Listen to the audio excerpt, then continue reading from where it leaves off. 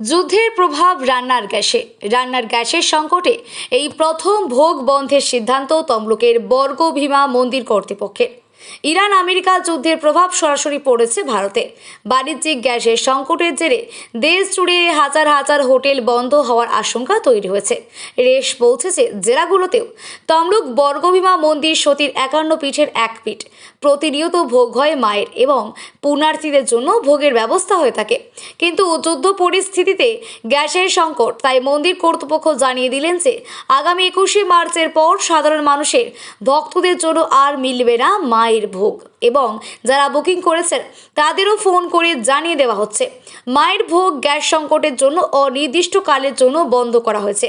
যদি গ্যাস পাওয়া যায় তারপর পুনরায় আবার ভক্তদের জন্য প্রসাদের ব্যবস্থা করবে মন্দির কর্তৃপক্ষ। যদিও ভক্তরা জানান যে আমরা অনেক আশা নিয়ে অনেক দূর দূরান্ত থেকে মায়ের ভোগ পাওয়ার আশায় আসি, যদি না ভোগ পাই নিরাশ হয়ে বাড়ি যাব, তাই দ্রুত রান্নার গ্যাস সমাধান করে আমাদের ভোগের ব্যবস্থা করুক। মন্দিরে তো এসছেন, এখানে প্রতিনিয়ত ভোগ হয়, গ্যাসের সমস্যার জন্য ভোগটা বন্ধ হতে চলেছে, কি বলবেন? এটা বললাম তো, এটা তো খুবই খারাপ হবে। এটা খুবই খারাপ হবে।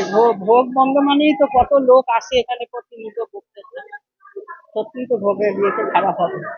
মায়ের ভোগ এটা মায়ের ভোগের একটা ইয়ে আছে না, মাহাত্ম্য আছে। আমরা তো ওই জন্যই এলাম আরো, যে এখানে এসে ভোগ পাবো। রীতি মেনে প্রতিদিনই ভোগ হয়, ভোগ হয়। সেখানে গ্যাসের সমস্যার জন্য আর অনিশ্চয়তার মুখে মধ্যে আপনারা যে ভোগ পাবেন এটাও নেই। কি বলবেন? তখন তো বাইরেই খেতে হবে আবার। এইগুলো তো ঠিক না। মায়ের ভোগ একটা রোজে নিয়ত মায়ের ভোগ হয়, এই তো আমরা যেখানেই যাই মায়ের ভোগটা খাই। আদ্যাপীঠ, তারাপীঠ, সব জায়গায় তো আমরা মায়ের ভোগই খাই। বেলুড় মঠ, আমরা ওইসব দিকে কামারপুকুর, জয়রামবাটি, সব জায়গায় তো গ্যাসেতেই রান্না হচ্ছে এখন। আর বন্ধ হলে মানে তো সব জায়গার ভোগই বন্ধ হয়ে যাবে, তাই না?